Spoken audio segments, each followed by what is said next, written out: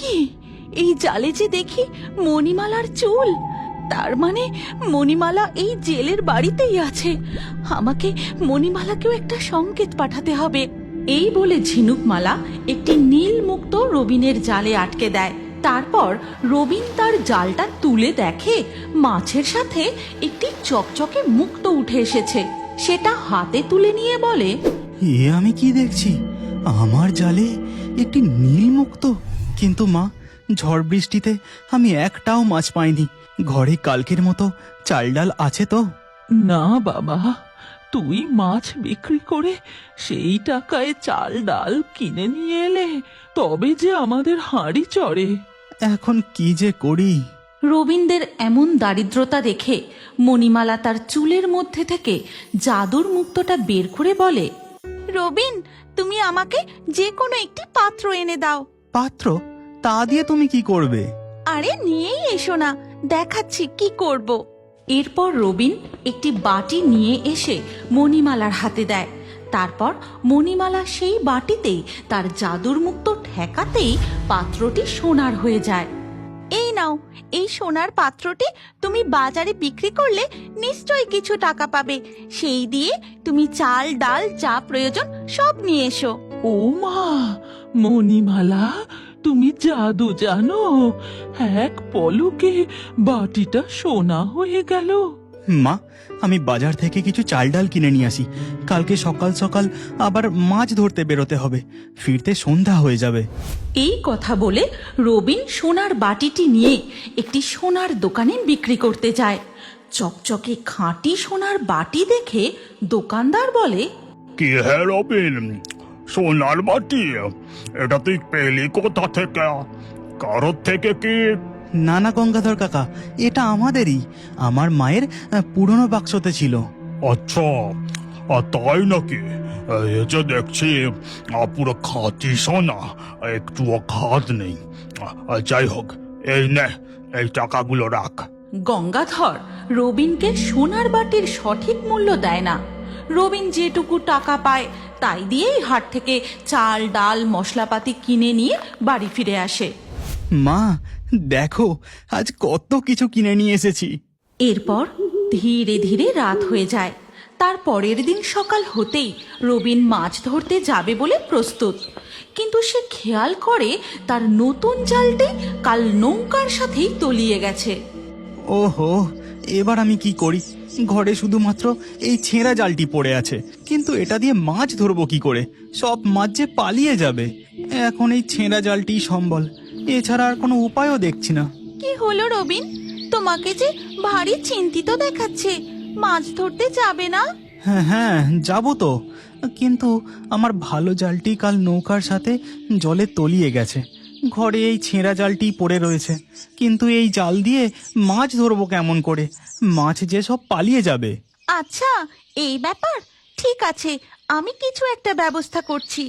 এই কথা বলে মণিমালা তার মাথা থেকে একটি চুল তুলে নিয়ে রবিনকে বলে, তুমি চিন্তা করো না, এই নাও, আমার এই চুল তোমার জালে বেঁধে নাও, দেখবে তোমার আর কোনো অসুবিধে হবে না। মণিমালার কথা মতো রবিন তার ছেঁড়া জালে চুল বেঁধে মাছ ধরতে বেরিয়ে পড়ে।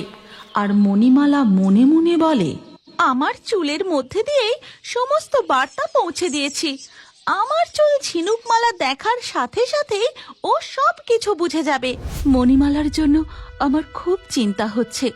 সে এখন কেমন আছে, কোথায় আছে কিছুই জানি না। এইভাবে চুপচাপ বসে থাকলেও তো চলবে না, আমাকে মণিমালাকে খুঁজে বের করতেই হবে। এই বলে ঝিনুকমালা সমুদ্রের তীরের দিকে রওনা দেয়। এদিকে তখন রবিন, ও দীনেশ কাকা, তুমি অন্তত আমাকে তোমার নৌকা করে নিয়ে চলো। আমি কত সবাইকে বললাম, কেউ আমাকে তার নৌকায় করে মাছ ধরতে নিয়ে গেল না। বলি কি, আমি যা মাছ পাবো তার অর্ধেক তোমাকেও দেব। তোমার নৌকা করে আমাকে নিয়ে চলো না। তুই কি আর মাছ ধরবি? এমনিতেও তুই মাছ পাস না, তার উপর তোর এই ছেঁড়া জাল, এতে একটাও মাছ উঠবে না। যাকে এত করে যখন বলছিস, চল তবে। এরপর রবিন দীনেশ কাকার নৌকা করে সমুদ্রে মাছ ধরতে চলে যায়। তারপর তারা দুজন সমুদ্রের জলে জাল ফেলে। দিনেশ তার জাল তুলে দেখে তার জালে একটাও মাছ পড়েনি। আর এদিকে রবিন তার জাল টেনে হিঁচড়ে নৌকায় তুলে দেখে তার জালে প্রচুর মাছ উঠেছে। বাবা, দেখি তোর ভাগ্য খুলে গেছে, ছেঁড়া জলেও মাছ উঠছে। এরপর দিনেশ ও রবিন তাদের জাল আবার সমুদ্রের জলে ফেলে। তখন জলের নিচে দেখা যায়, এ কি, এই জালে যে দেখি মণিমালার চুল। তার মানে মণিমালা এই জেলের বাড়িতেই আছে। আমাকে মণিমালাকেও একটা সংকেত পাঠাতে হবে। এই বলে ঝিনুকমালা একটি নীল মুক্ত রবিনের জালে আটকে দেয়।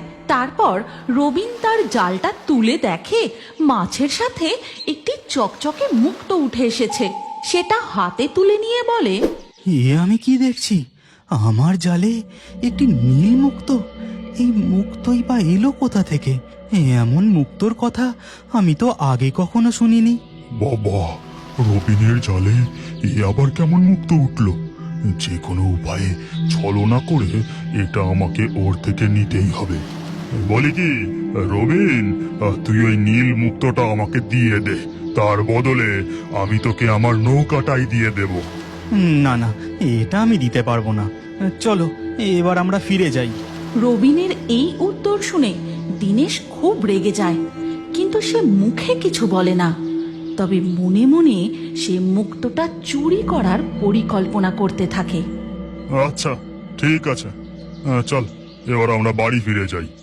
এরপর দিনেশ তার নৌকা নিয়ে পাড়ে ফিরে আসে, আর রবিন তার ছেঁড়া জাল, মাছ ও নীল মুক্ত সঙ্গে নিয়ে বাড়ি আসে। তারপর তার মাকে ডেকে বলে, এই দেখো মা, আজ কত মাছ পেয়েছি। আর মণিমালা, এই দেখো, এই নীল মুক্তটা আজ আমার জালের সাথে উঠেছে। দেখো তো এটা। দিনেশ নীল মুক্তটা মণিমালার হাতে দেয়, আর সেটা নেওয়ার সাথে সাথেই, এটা যে ঝিনুকমালার মুক্ত। ঝিনুকমালা আমার জন্য সংবাদ পাঠিয়েছে। তবে বন্ধুরা, তোমরা যদি এই গল্পের পরবর্তী পর্ব দেখতে চাও তাহলে কমেন্টে নেক্সট পার্ট অবশ্যই লিখো। আমরা অতি শীঘ্রই এই গল্পের পরবর্তী পর্ব আমাদের চ্যানেলে পোস্ট করব। পরবর্তী পর্বটি দেখতে আমাদের চ্যানেলটি এক্ষুনি সাবস্ক্রাইব করে নাও, আর এই ভিডিওতে একটি লাইক দিয়ে তোমার বন্ধু ও পরিবারের সাথে শেয়ার করে দাও। তাহলে বন্ধুরা, অতি শীঘ্রই তোমাদের সাথে দেখা হচ্ছে পরবর্তী ভিডিওতে। তুমি কি জানো, তোমার নামও আমাদের কার্টুন ভিডিওর মধ্যে থাকতে পারে।